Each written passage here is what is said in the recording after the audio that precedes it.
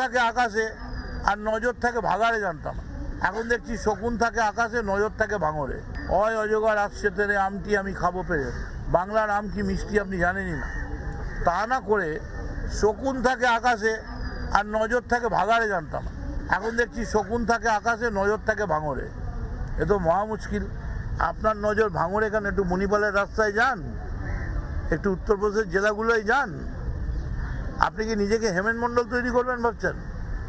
বাংলার নয়া হেমেন মণ্ডল।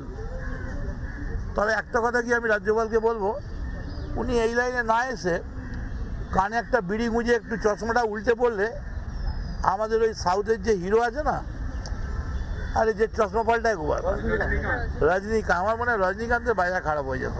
কারণ এত ভালো অভিনয় উনি করছেন বসে, একদম অবাক হতে শুরু থেকে দিয়ে শুরু করে একদম সোজা ভাঙড়ে বোমাগুলিতে ঢুকে গেছে।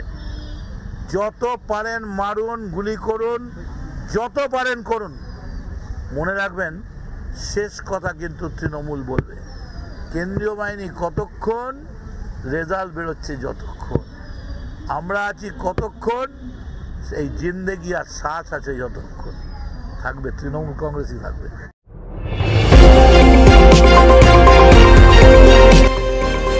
আমার বাংলা, সঙ্গে থাকুন, সঙ্গে রাখুন। আমার বাংলা।